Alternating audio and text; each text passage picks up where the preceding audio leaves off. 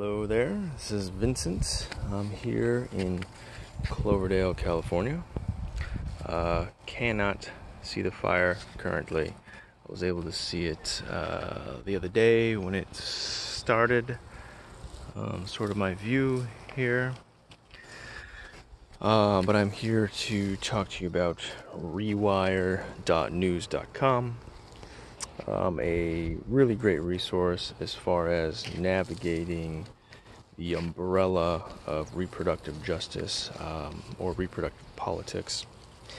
It is a non-profit.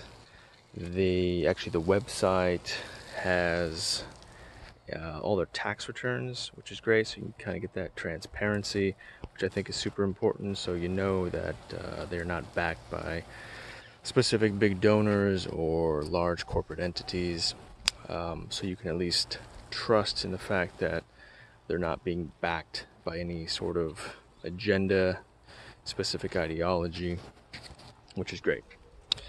They are devoted to evidence-based reporting, which is all news media outlets. You would think that should be one of their codes of honor, but it is not. But for Rewire.News, it certainly is. That is something they really stand behind, which is great. They have their mission statement right there in their About Me, and it's stuff that the readers like I and anyone else interested in this information can go and read and ultimately hold Rewire.News accountable in their reporting. So the website is all the contributors are various journalists and people interested in the topics that fall under that umbrella of reproductive politics. And there's a lot of great commentary, debate, opinion rooted in fact, and what they say is considered thinking. And as I was combing through various articles, this is certainly true. They have a very measured approach to the information, because a lot of these issues are very complicated. They're not something that is as mainstream media would like to paint as being very black and white or something you can stick in a box. There's a lot of ins and outs. There's a lot of things going on. I mean, just look at the topic of immigration. It's complicated. I mean, you turn on Fox News and suddenly, the immigrants, this and that, and it's demonizing. It's heavily biased. And while I understand you can't get rid of bias, something that actually Rewire sort of aims to do in their mission statement, they do specifically say that they do not lean towards any party or any bias, but I mean, they probably do. I mean, these are human beings writing these articles, having these commentaries, so you're going to have bias regardless. But the fact that they have as a principle, part of their mission is to not give in to that, rather to look at news and these topics of complexity very measured and what's the word I'm thinking of? Unbiased. It'll come to me.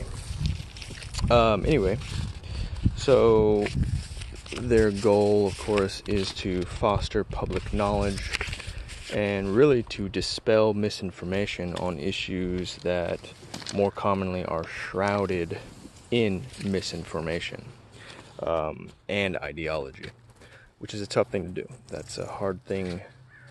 It's just a hard thing to do. I mean, there's so much misinformation out there. There's so many ways that people can be misled, and we see it. I mean, we are living in a world of oversaturated media. There's just tons and tons of data coming at us on a daily basis. And after a while, it's like, how much time do you really have to get into an issue before you just click something else? And that's unfortunate, and it's plays into the hands of the players who have the capital to very purposely manipulate the information, as we've seen with the whole Facebook scandal, we've seen with this the Trump presidency. Misinformation has become a norm, and organizations such as Rewire.News is setting out to counteract that, and that's great. I mean, that's great news, because we need more clarity. We need more critical analysis of media. So I would highly recommend checking out Rewire.News if you're interested in anything under that umbrella of reproductive politics. It is a great resource. You can subscribe. They have daily news every day. They got news that looks at just about everything, from abortion to immigration to what it means to be a human being. So check it out. It's a great resource, and have a great day.